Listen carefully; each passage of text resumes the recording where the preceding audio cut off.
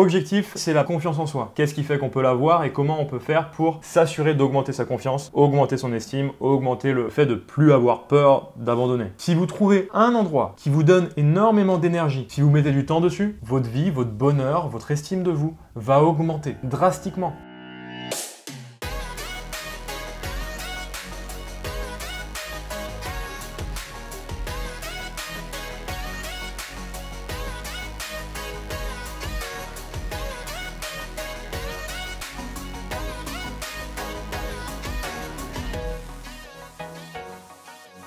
Vous ne pouvez pas augmenter tous vos domaines de vie si vous mettez votre focus sur tous les domaines de vie. Vous pouvez augmenter tous vos domaines de vie si vous mettez votre focus sur le truc qui est le plus important pour vous, ou les 3 trucs qui sont les plus importants pour vous. Me concernant, ce qui me fait kiffer, c'est d'apprendre sur le coaching et de réussir à le mettre en place. C'est de voir les déclics qui peuvent être créés. C'est la cerise sur le gâteau. Je le fais pas pour les déclics, je le fais pour mon apprentissage. J'adore apprendre et mettre en place derrière directement par l'action. Ce qui a de la valeur pour moi, c'est me développer physiquement. C'est ma pratique sportive et je le vois. Je vais faire une séance de sport, je vais être beaucoup plus en forme, je vais me sentir bien, je vais avoir envie de le faire, etc. Même si ça me saoule des fois d'être dedans, mais quoi qu'il arrive, après je le fais, je me sens bien. Autre chose qui est importante pour moi, c'est la partie business coaching. La partie business, c'est de réussir à faire croître notre activité, mais faire croître notre activité, pas pour générer plus d'argent, pour réussir à aider plus de monde. Si je m'intéressais à vouloir faire de l'argent, je pourrais pas en générer parce que c'est pas important pour moi. Par contre, si je mets mon focus sur aider davantage de personnes à réussir à transformer leur vie, ça c'est un truc qui me fait kiffer de ouf. Là, oui, je vais avoir de l'énergie. Si vous trouvez un endroit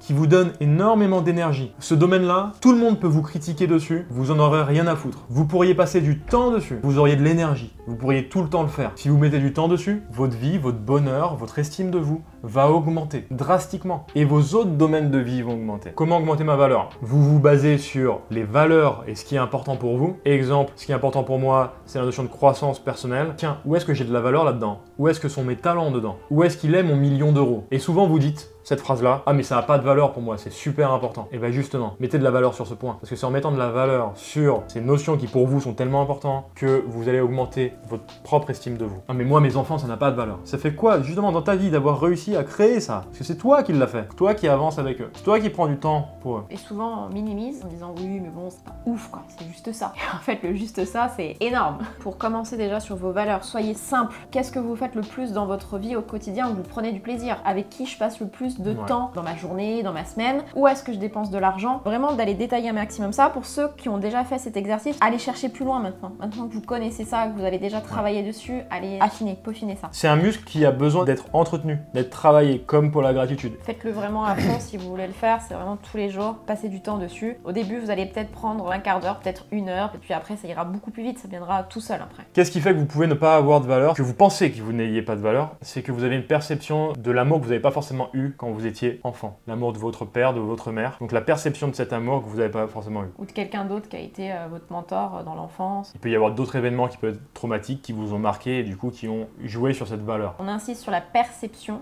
parce que ça fait vraiment la différence. C'est pas je n'ai pas eu d'amour, c'est la perception que je n'ai pas eu d'amour. Ça fait vraiment toute la différence. Le but c'est d'aller voir où est-ce que vous avez de l'amour. Hello, dans une de ses prises de conscience et dans son million, c'est de voir qu'en fait tout ce qu'elle pouvait réaliser, tout ce qu'elle pouvait voir et croire comme une vérité, c'était pas forcément une vérité, ça pouvait être une perception et qu'il y avait d'autres personnes qui pouvaient penser différemment, etc. Vous allez trouver une autre solution pour arriver à atteindre ce truc parce que pour vous c'est tellement important que vous allez quand même le faire. Par rapport au lien aux parents, ici c'est l'effet inverse. C'est pas on les met sur un piédestal, mais le contraire. C'est intéressant à voir. On voit que ça peut être émotionnel aussi. On te félicite de pouvoir prendre la parole sur un sujet qui peut être délicat pour toi et en faisant ça, sache que déjà moi tu m'inspires de pouvoir en parler et je suis sûr que tu inspires d'autres personnes et que ça peut leur parler aussi. Le fait d'en arriver là, possiblement qu'il y ait cette notion d'estime de toi et après c'est aller voir plus précisément qu'est-ce qui s'est joué en fait. Ça peut découler pas mal de dominos derrière. Et là le but du jeu il est d'aller voir en coaching mindset plus en détail pour au fur et à mesure aller déblayer, voir vraiment qu'est-ce qui s'est joué et voir en quoi pour toi ça peut te rendre service. C'est vraiment d'équilibrer les perceptions là-dessus. C'est aussi bien dans le fantasme, j'ai mis mes parents ou autres personnes sur un piédestal ou au contraire dans le côté désagréable, ils m'ont pas aidé, ils m'ont pas aimé, enfin tout ce que vous pouvez avoir vécu aussi, de rééquilibrer ces deux perceptions aussi bien dans un sens que dans l'autre. Déjà juste cette question-là c'est compliqué à poser hein. Quand on met sur un piédestal. Hein. C'est ça, mais en fait il n'y a pas d'endroit où il est nul. Et c'est normal hein, d'avoir ce premier truc hein, parce qu'on est habitué justement à le voir en mode waouh. Et donc du coup c'est à force de se poser la question, à force d'être plus attentif, à force de mettre plus de conscience que on va trouver une petite faille. pour être passé par là, oui, il y a des choses qui peuvent être douloureuses, de retourner dans des événements qui ont été un peu, on va dire, traumatiques, et je mets des guillemets. Et de toute façon, ce sera à vous de nous dire si vous avez envie d'y aller, si c'est ok pour vous, on n'ira pas sans votre permission, donc déjà, gardez ça en tête. Il y a d'autres choses aussi, au contraire, c'est juste magique, quoi. Vous allez sentir, et c'est là où c'est difficile de mettre des mots, parce que c'est vraiment un ressenti. C'est vraiment la différence qu'on va faire en mindset, que ce qu'on peut faire là, avec vous, c'est qu'on est beaucoup dans le mental, vous comprenez les choses, c'est ok, et vous voyez très bien où on veut vous amener, ce qu'on veut vous dire, mais c'est complètement différent de le ressentir dans le corps, et de ressentir que tiens, ça se libère, la boule que j'avais dans le ventre, elle disparaît, et ça s'explique pas en fait. Tiens, je ressens qu'au niveau du cœur, c'est beaucoup plus léger. Ah, ma respiration, elle est beaucoup plus profonde. J'ai plus la gorge nouée. Et ça va vraiment avec des choses au niveau corporel qui vont être juste dingues. Et des fois, c'est des larmes, mais des larmes de gratitude. Ah, je me sens libérée, je me sens soulagée. Et donc, des fois, c'est aussi pas forcément hardcore, mais au contraire, ça permet de s'élever, de faire encore plus de choses derrière, parce que c'est tellement mais c'est dingue. Hein. Et quand elle vous dit que c'est émotionnel qu'il faut le vivre, moi, je peux vous dire que j'avais la gorge, j'avais l'impression de m'étouffer. Hein. J'ai jamais connu ça.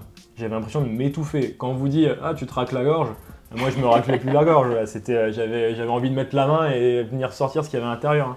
La relation à la perception d'un échec. Encore une fois, c'est une notion de perception. Ça veut dire quoi un échec? Ce serait quoi l'inconvénient de toujours tout réussir dans ce qui a de la valeur pour vous? Si tu arrivais à tout faire du premier coup, ce serait quoi l'inconvénient pour ta copine? Ce serait quoi l'inconvénient pour tes enfants? Moi, j'adore faire des puzzles. Clairement, faire un puzzle hyper facile avec 4 pièces, bon, c'est cool, mais clairement, je vais pas le refaire. Ça va vite me saouler ou je vais passer à autre chose. Faire un puzzle où là, il y a 700 pièces, où c'est plus compliqué à les installer, ça me botte plus, je vais plus y aller. Clairement, si c'est trop facile et qu'on réussit à chaque fois, ça nous pousse pas en fait à continuer et à donner le meilleur de nous-mêmes parce que c'est trop facile. Et j'en suis sûre que on vous demande les choses de quoi vous êtes le plus fier. Vous allez avoir plein de difficultés qui se sont mis en place pour en arriver là où vous êtes arrivé. Et parce qu'on en a chié, parce que ça a été difficile, qu'on est fier d'être arrivé à tel résultat. On vous a expliqué tout ça sans vous dire de pourquoi on voudrait augmenter la confiance en soi. Pourquoi l'augmenter? Parce que vous allez avoir un dialogue interne qui sont vos pensées, vos croyances. Si vous n'avez pas d'estime de vous, si vous n'avez pas confiance en vous, ce dialogue interne va être carrément désagréable, va être carrément négatif. On peut parler de négativité là. Non mais je pourrais jamais y arriver, j'en suis pas capable, non mais je suis nulle, non mais c'est pas pour moi. Du coup, ce dialogue interne, il va impacter votre état interne, le niveau d'énergie. Vous vous recroquevillez sur vous. Vous vous dites, bon allez, j'ai un examen, mais de toute façon, je vais pas réussir. Vous allez y aller et votre énergie à cet examen va être tout pourri. Donc naturellement, avec un niveau d'énergie tout pourri, on va avoir des comportements et un passage à l'action qui va être un peu tout pourri. Et donc, vous pensez de manière plutôt négative, je n'y arriverai jamais, votre niveau d'énergie est au plus bas, donc si c'est au plus bas, le passage à l'action, il se fait pas terrible, pas dans les meilleures conditions, et vos résultats, bah logique, vous n'y arriverez pas. Mais qu'est-ce que ça vous dit? Ça vous dit, j'avais raison que j'allais pas réussir. Et vous confortez votre idée, et vos pensées et vos croyances. Et vous êtes dans un cercle vicieux, à tourner dedans. Votre objectif, changer vos pensées et vos croyances en augmentant cette estime, en changeant la relation à l'échec, à cette perception d'échec, à ce tremplin, à cette réussite, que vous allez avoir une énergie qui va être différente, avoir envie d'y aller. Mais en fait, c'est possible que j'y aille, que l'action va être différente, et donc les résultats vont être différents. Si on parle sur le coaching, là, sur la notion de bien-être,